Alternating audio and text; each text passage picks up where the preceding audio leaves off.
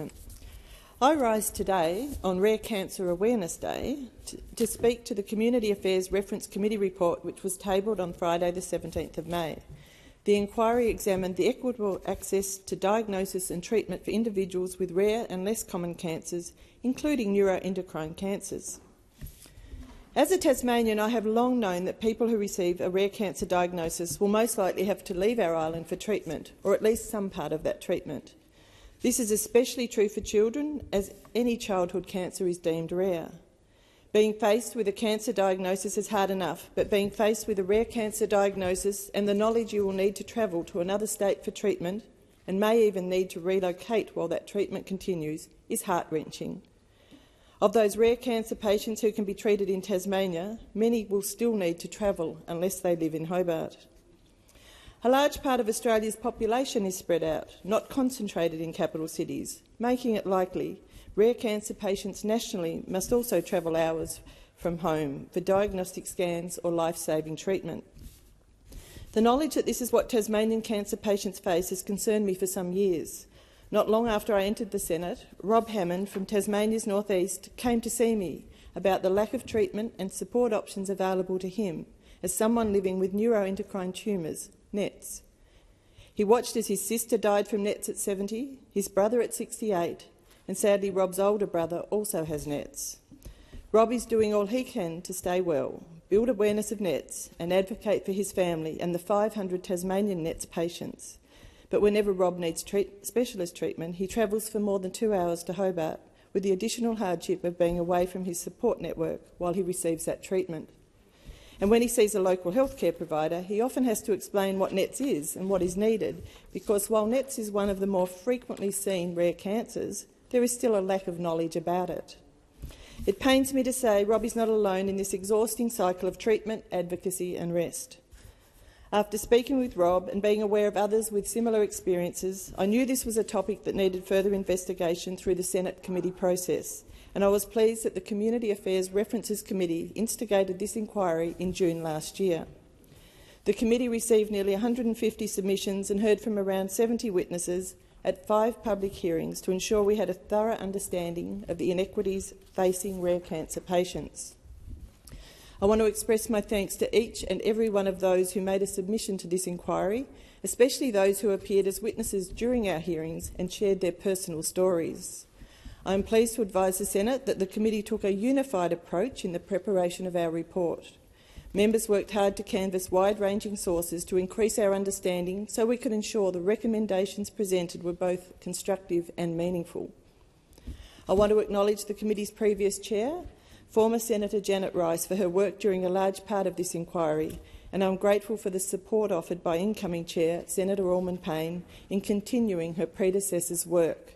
My gratitude also to all committee members for their cooperative and positive approach, and to the Community Affairs Secretariat, an exceptional team that worked tirelessly on this inquiry and ensured its smooth transition from inception through to delivery.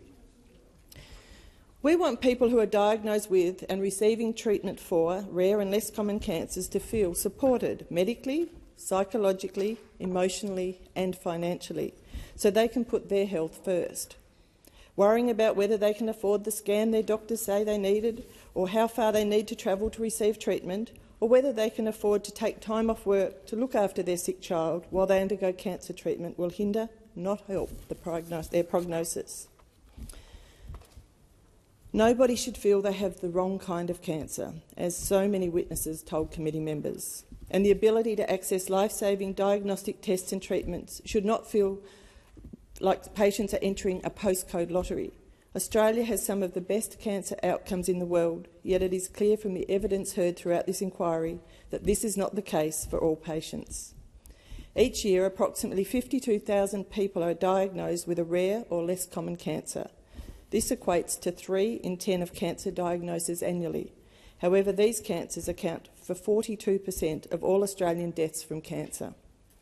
There are many reasons for these disproportionate statistics, but the major factor is that rare cancer patients don't have the same level of access to diagnostic tools and treatments as those with more common cancers.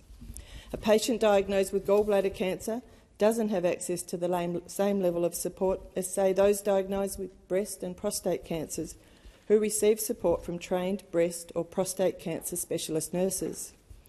Rare cancers affect 6 or less people per 100,000 each year, while less common cancers have an incidence rate of 12 or less per 100,000.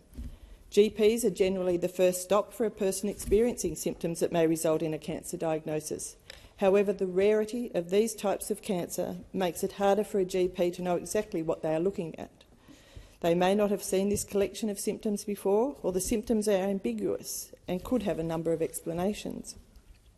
And if they are the only GP in a rural practice, or one of just a few, it makes it harder to talk things through with colleagues to get advice on which test to order to help with potential diagnosis.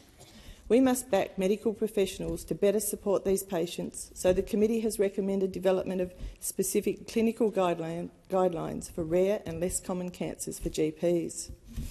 And even if a GP has an inkling they know what is causing these symptoms, they are more likely to investigate the cause for the symptoms first and refer to one specialist when multiple specialists could be needed for a correct diagnosis.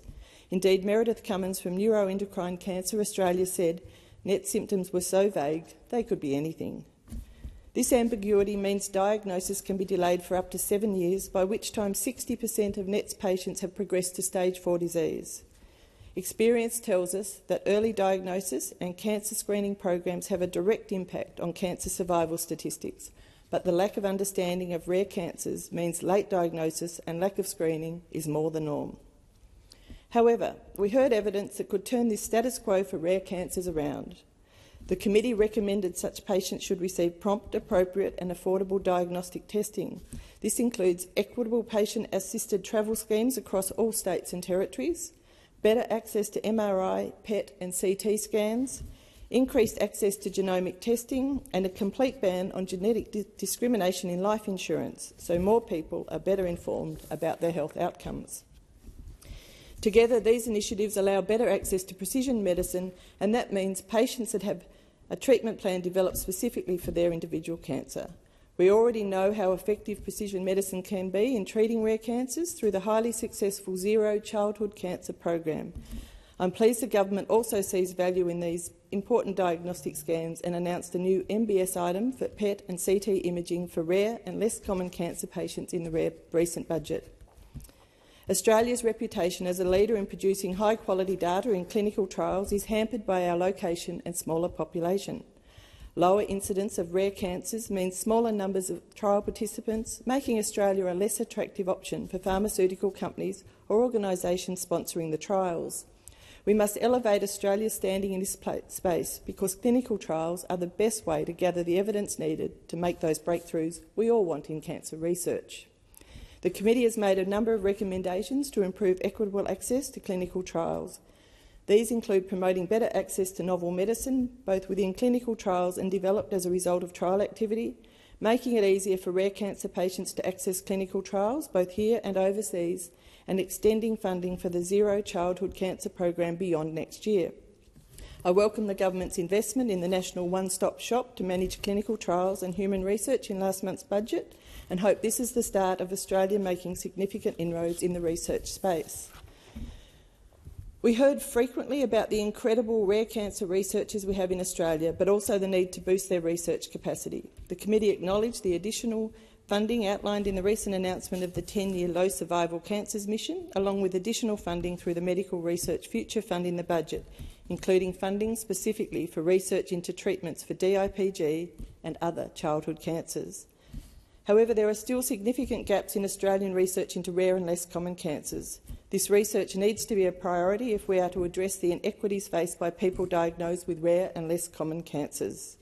Similarly, providing early access to drugs such as DFMO, approved for the treatment of high-risk neuroblastoma in the US, but still months, if not years away here, must be considered to save the lives of our rare cancer patients, and in this case, often our youngest Australians. We must close the survival gap for rare cancer patients. This report plots a clear pathway to achieve this aim, and I commend the report to the Senate.